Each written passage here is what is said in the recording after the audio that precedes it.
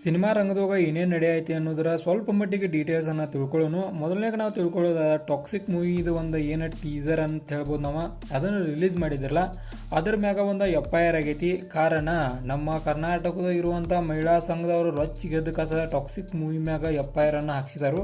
ಕಾರಣ ಅದ್ರಾಗ ಏನೋ ಬೇರೆ ಥರ ಸೀನ್ಗಳದಾವಂತ. ಆ ಕಾರಣಕ್ಕೆ ಆಬ್ವಿಯಸ್ಲಿ ಅದಾವು ಕೂಡ. ಬಟ್ ಒಂದು ಟಾಕ್ಸಿಕ್ ಅನ್ನೋದು ಒಂದು ವರ್ಲ್ಡ್ ವೈಡ್ ಇರೋ ಕಾರಣಕ್ಕೆ ಈ ಒಂದು ಮೂವಿಯನ್ನು ವರ್ಲ್ಡ್ ವೈಡ್ ರಿಲೀಸ್ ಮಾಡೋ ಕಾರಣಕ್ಕೆ ಈ ರೀತಿ ಇರೋ ಸಿನೋಮಿನಗಳೆಲ್ಲ ಕಾಮನ್ ಆಕಾವು.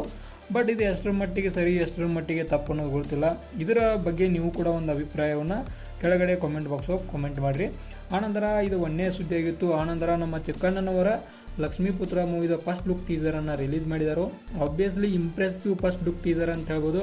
ಚಿಕ್ಕಣ್ಣನವರ ಭಾಳಷ್ಟು ಇಂಪ್ರೆಸಿವ್ ಕಾಣತಾರು. ನೋಡೋಣ ಹೆಂಗೆ ಮೂವಿ ಒಳಗೆ ಕೂಡ ಇರ್ತಾರೋ ಏನೋ, ಫ್ಲಾಪ್ ಹಾಕಾರೋ ಏನಂತೇಳಿ. ಫ್ಲಾಪ್ ಏನು ಆಗೋದು ಬೇಡ, ಚಲೋ ಆಗಲಿ ಅನ್ನೋದು ನಮ್ಮ ಆಶಯ ಕೂಡ. ಆನಂತರ ತಾರಮ್ಮ ಅವರು ಕೂಡ ಈ ಒಂದು ಮೂವಿ ಒಳಗಿರ್ತಾರು. ಮೋಸ್ಟ್ ಇಂಪಾರ್ಟೆಂಟ್ಲಿ ನಂಗೆ ಫಸ್ಟ್ ಲುಕ್ ಟೀಸರ್ ಹೋಗಿ ಚಿಕ್ಕಣ್ಣನವ್ರಕ್ಕಿಂತ ತಾರಮ್ಮನ ಭಾಳಷ್ಟು ಇಂಪ್ರೆಸ್ ಮಾಡಿದ್ರು.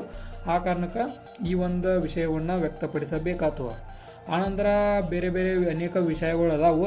ಅದರೊಳಗೂ ನಮ್ಮ ರಾಜಾ ಸಾಬ್ ಮೂವಿ ಬಗ್ಗೆ ಮಿಕ್ಸ್ ಏನು ಇದು ಬಂದಿತ್ತಲ್ಲ, ಅದನ್ನೆಲ್ಲ ಫೇಸ್ ಮಾಡ್ಕೋದ ರಾಜಾ ಸಾಬ್ ಮೂವಿ ಮುಂದುವರಿಯಾದೈತಿ.